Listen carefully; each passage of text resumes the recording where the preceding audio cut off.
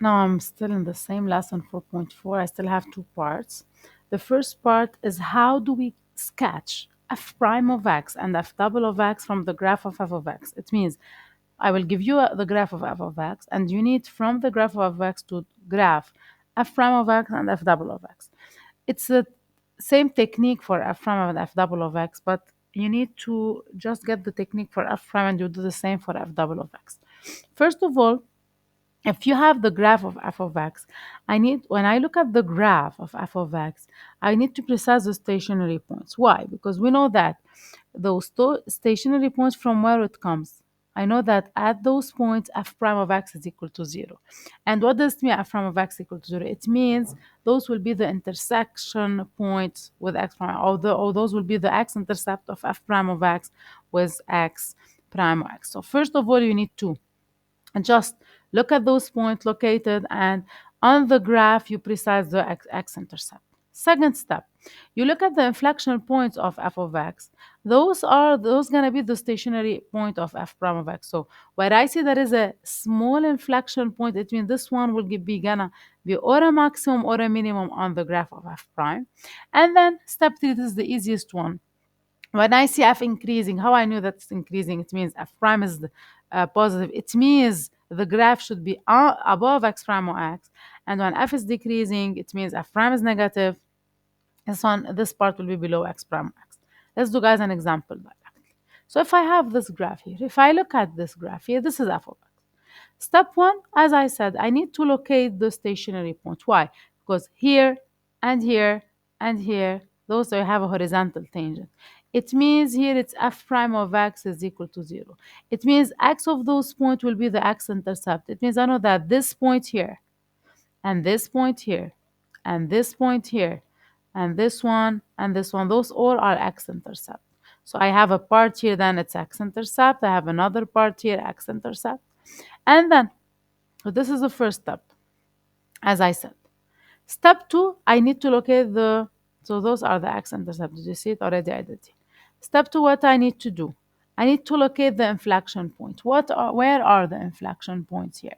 So I have here, that is an inflection point. I can see it. Here there is an inflection because it's going up and then a little bit is changing the sign to turn. I have here another inflection point. You see the inflection points? Here I have a small inflection. And now I need to I decompose my figure in parts.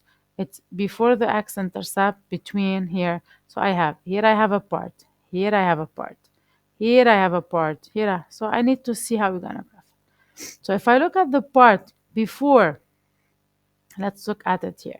So this part here, before this one here, if you look at this one, what's happening to my graph? It's increasing, okay? F is increasing. What does it mean? It means f prime was positive here. Positive here, it means it's above x prime x. So it means it's coming from here. It's not coming from down. So it means the graph of f prime will come from here. Okay, it's gonna stop here now. Now, if I look at all this part till this minimum here, f is decreasing. It means f prime is negative. So f prime should be here. But how I will make it here like this? How am I gonna make it here under? So this inflection point will tell me that there is a minimum here. So I will go down minimum, then I go to this x-intercept. So I did the first part. Excellent. Now I want to look at this part here in between. What's happening to the function f? It's increasing. Increasing, it means the graph of f prime should be above x prime x. So it should be here. And I can see the inflection point here. So it's gonna move from this intersection x prime x to the other one. But how it's gonna move? It's gonna move like this, like this. So I will try to let the maximum be the inflection point here. So it will not be accurate 100%, but at least you can have the sketch, because I said sketch the graph. Now between those two x-intercept, what's happening to the function? The function is decreasing. It means f prime is negative, so it's below x prime or x. I can see here there is an inflection point, so here gonna be the minimum, approximately like that. Again here, it's increasing, so f prime is positive, so it would be above x prime or x, and there is an inflection point here, so this is above. And the last part here, if you look from here, it's decreasing, so f prime is negative and I go down. And then this green part represents the graph of f prime of x. Now, from f prime, I need to do the f double of x. How are we gonna do that? Sorry, guys. Okay. Now the green is f prime of x. No, I know that. Now we're gonna think inversely. When f prime, if on the graph f prime is increasing, from where it comes increasing from its derivative, it means that its derivative is positive.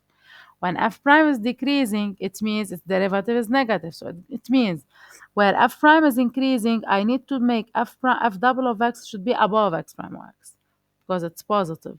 And where f prime is decreasing, f double is negative, should be below x prime of x. Now, how gonna find the stationary point of f prime of x? The stationary point of f prime of x means the derivative of this function is 0. So where f double of x is 0, okay, where f double of x is 0, it means there is a, so where I will find, so f double of x is equal to 0, it's the x-intercept. And then the inflection point will be the stationary point. So where there is inflection, it's gonna be the maximum or the minimum. So first of all, I will precise the x-intercept. It's where the stationary point of the function. So this is the first, this is here, it's f double of x is equal to 0. So it means this one is here. Oh, sorry, guys. I'm looking at the wrong graph, not the blue. I need to look at the green. Okay, so this is f prime of x. Okay, so here what's happening here? Isn't the derivative is equal to 0 here? It's the derivative of the function. This is f prime. It's the derivative f double of x. So f double of x is equal to 0. It means there is an x-intercept. So this is the first x-intercept. Now at the second extremum, also I have an intercept. This is another x-intercept. And the minimum here it's f double of x equal to 0. It means there is an x-intercept. And here there is another x-intercept. And now I start to look at this part here, before this point here. Look at it. What's happening to the green graph? It's decreasing.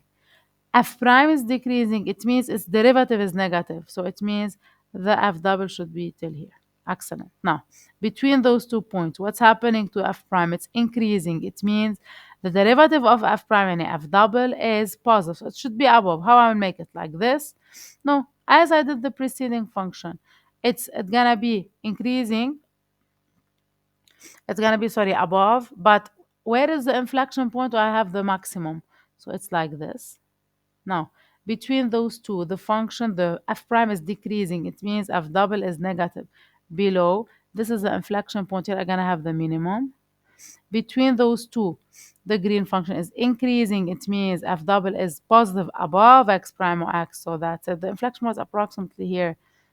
Here, look at it. So it's going to be like this. And for the last part, f prime is decreasing, so f double could be negative. So and the pink part will be the graph of double of x. Guys, sure, when we're going to do more application in the class, you will get it more. And now the last part, it's also the same, but here I'm doing the inverse step. How do we sketch f of x from f prime of x?